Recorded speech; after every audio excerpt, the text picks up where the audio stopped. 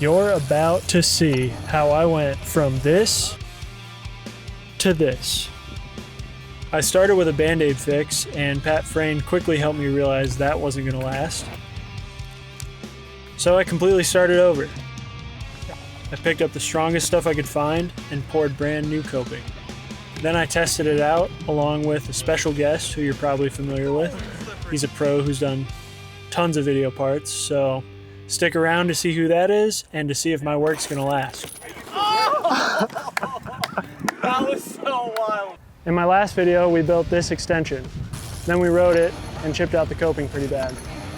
Since then, it's obviously taking quite a bit more abuse, so today I'm giving it a facelift, starting with fixing the chips in the coping, and then I'll give it a paint job.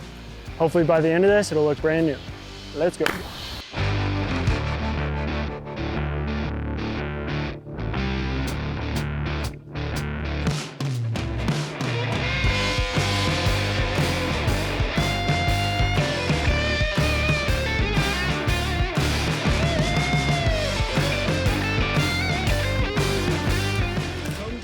With how much impact this area takes, I should have maximized strength wherever I could.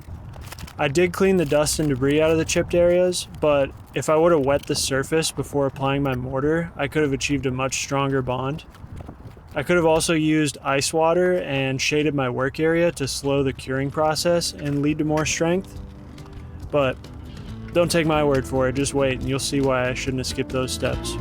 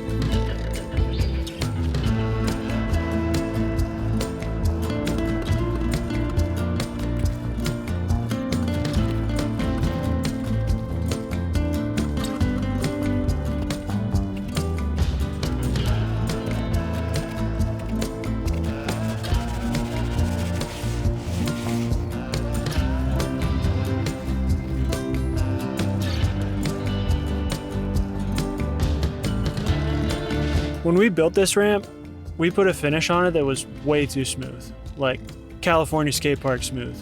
So when you do the grind to hop in, you're likely to just slide down sideways. So here, I'm mixing sand into the paint to try to put a texture on it and achieve more grip.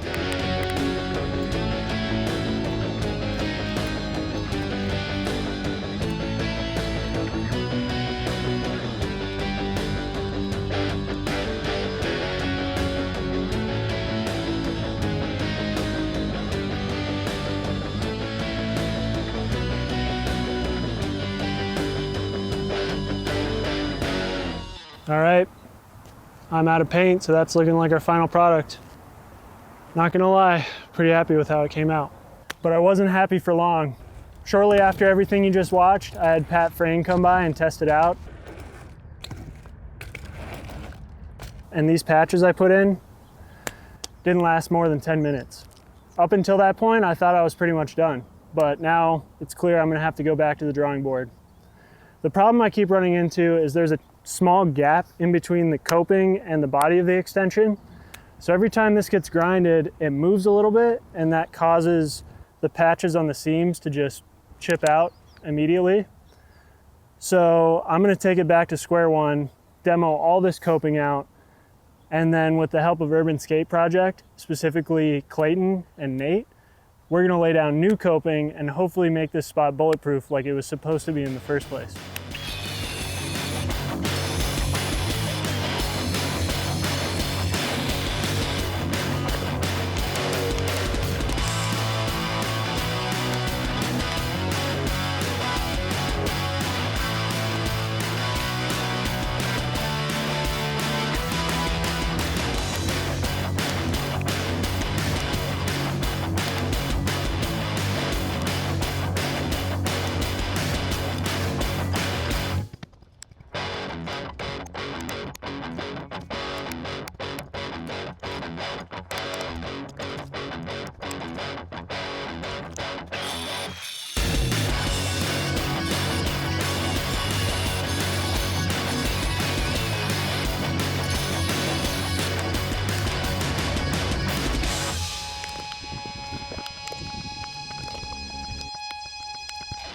I was moving at a pretty slow pace with the hammer and the chisel, but luckily Nate showed up with this hammer drill chipper combo and it made things 1,000 times easier.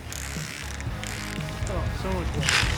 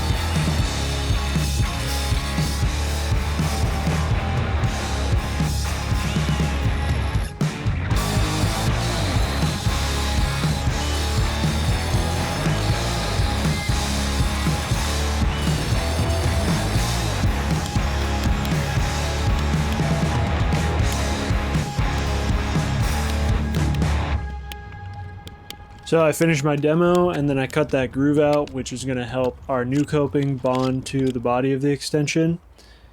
And this is a little sneak peek on what the next step is going to be.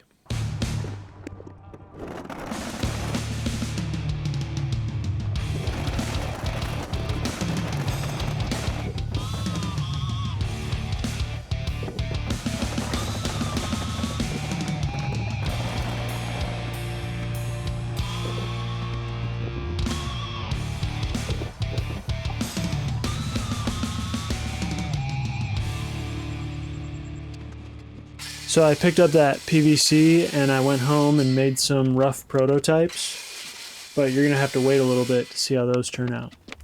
For now, I'm cutting these backer boards and then I'll head back to the ditch and try to engineer a little bit of tensile strength into our coping.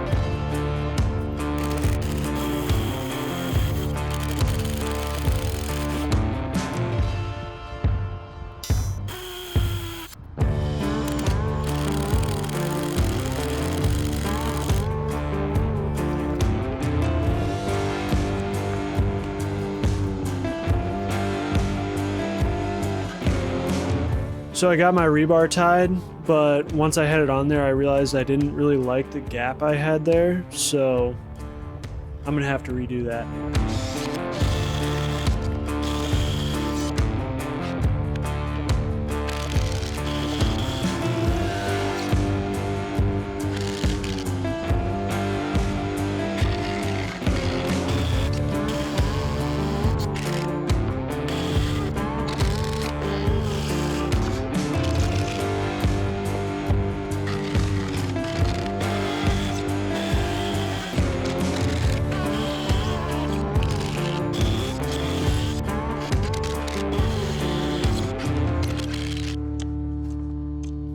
With the backer board on, last thing to do was redo tying my rebar.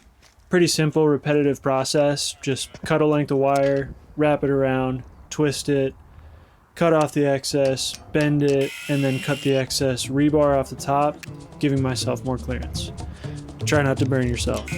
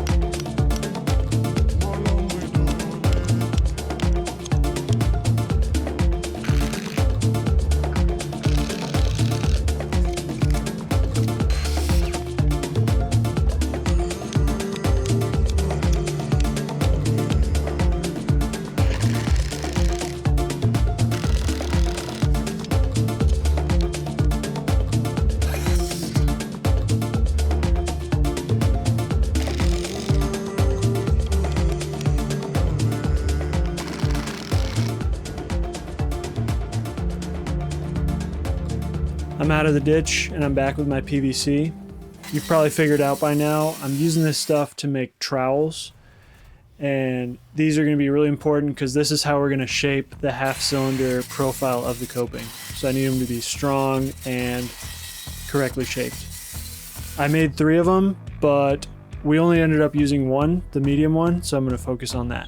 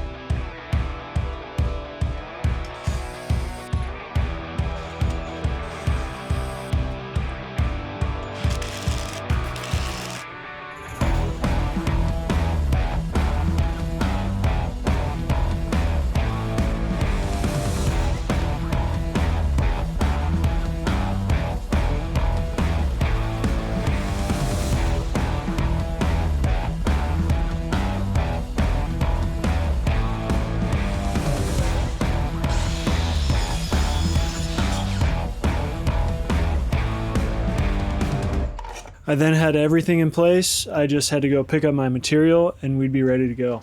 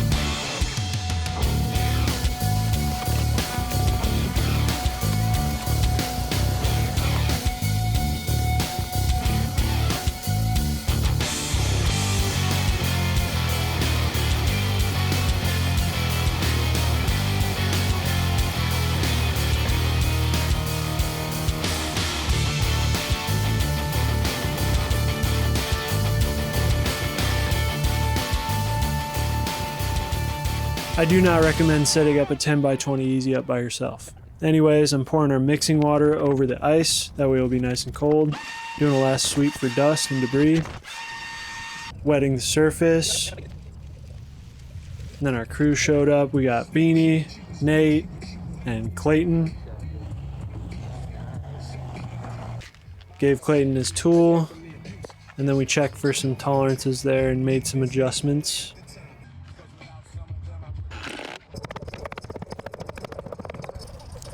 With those adjustments made and everything looking good, I started mixing, Clayton started painting on the adhesive, and we got going.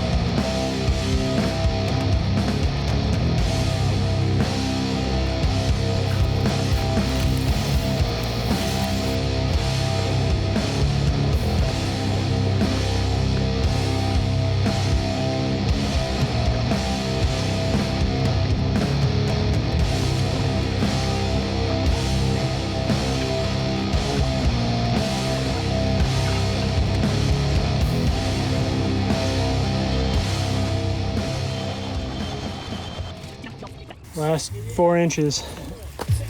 How'd it go? Beautiful, man. Look at that thing. Straight as an arrow the whole way. Yeah, you guys killed it. Thanks for having us out. No problem. Beanie, did you help? Oh yeah, that's the MVP right there.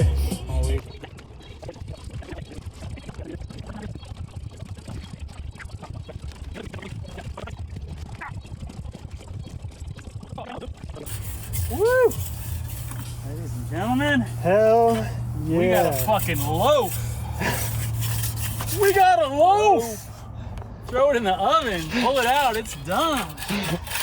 The pour was done, but like I said, I'm all about maximizing strength on this, so I started the process of water curing.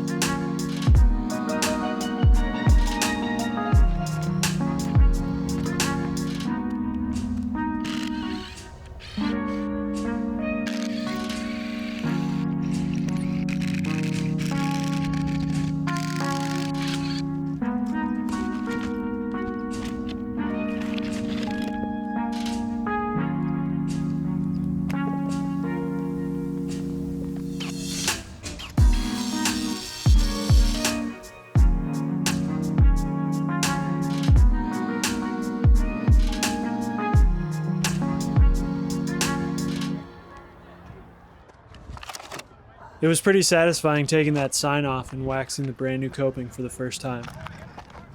But I'd be lying if I said I wasn't at least a little anxious that it was just going to smash into a million pieces as soon as I grinded it. But I knew I did everything I could to make it as strong as possible, and either way there's no use thinking about it now. Might as well just give it a shot.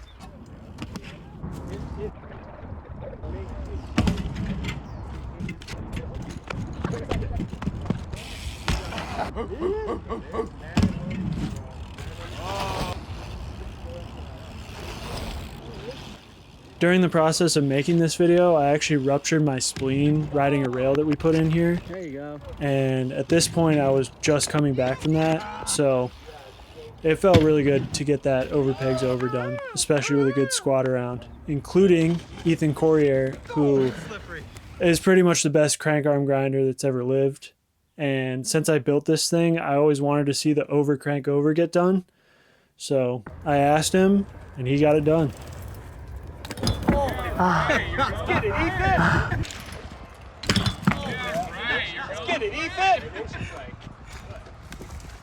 That was a total bitch out.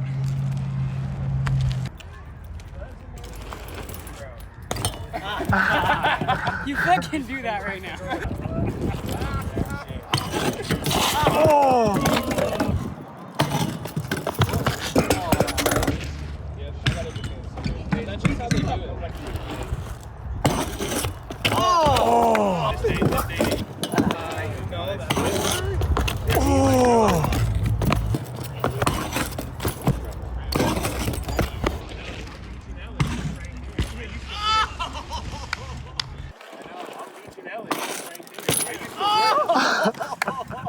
That was so wild, dude.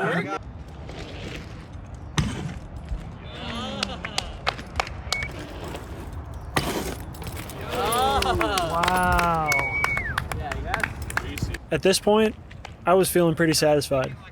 It looked like I had finally done enough to have some coping on this ramp that was going to last. And you saw the whole process.